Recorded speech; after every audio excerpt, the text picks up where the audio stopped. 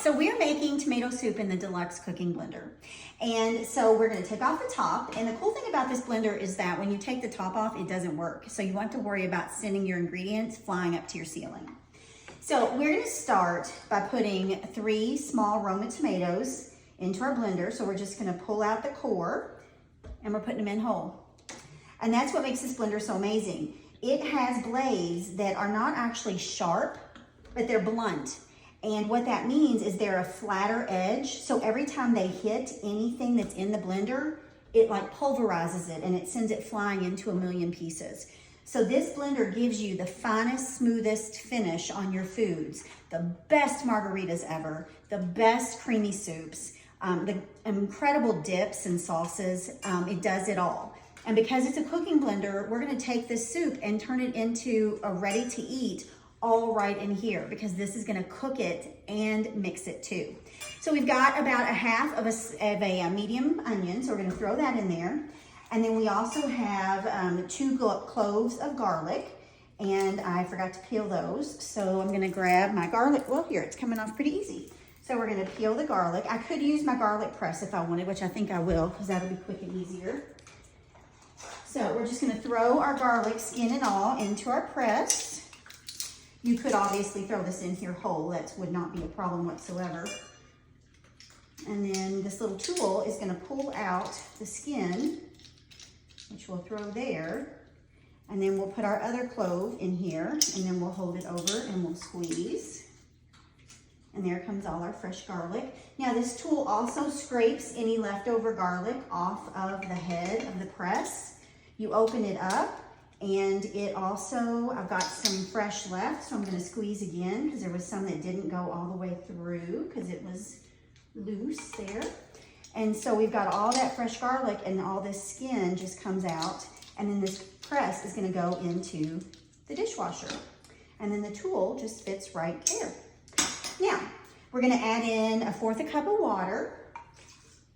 And then the last thing we're gonna add in is some salt. We're gonna add about a teaspoon of salt, and 1 for measure. And then we're gonna add in a can of whole tomatoes. So I love the can opener. If you have a weakness, this is great because you can pull with one and turn with the other. But this can opener, once it's on, it stays on, so there's not that popping off that drives you crazy. And so once you go all the way around, you're gonna feel it pop. And then once it does that, you're just gonna turn it back the other direction, and it's going to come off. So we're just gonna turn it back. So this can is opened. I know it doesn't look like it, but when you take these little pinchers and you grab that lid right there and you pull it off, you have a smooth can and you have a smooth lid. So this is a great safety product for your kitchen, and it's so much better than using those big electric can openers that get nasty and the food gets all over them, okay? All right, so there we go. So that is all of our ingredients. So we are gonna put the lid on. We're gonna turn it on. This dial controls everything. This blender does everything. It does smoothies. And one thing I wanna mention is you can get the smoothie adapter, and the adapter sits where the carafe is, and then you actually put this adapter into your smoothie cup, and then it sits upside down in here, and you actually make the smoothie right in your drinking cup. Take this off, put your lid on with your straw, and you're out the door. So a quick, easy way to do smoothies. If you like to put kale and carrots and hard things in your smoothies, this blender is perfect because it breaks it all down to absolutely non-existent. You don't even know it's in there. You can use this to make baby food, purees, cheese dips, sauces, all kinds of things. So we've got smoothies, we've got alternate milks. You can make almond milk with this, but you can take those same almonds, dry them, and turn them into almond flour with this. So those almonds are doing 2 jobs, which is saving you a lot of money at the grocery store.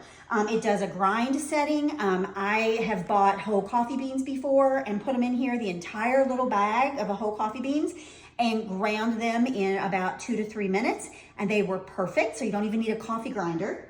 It also has the soup setting, which we're going to use tonight.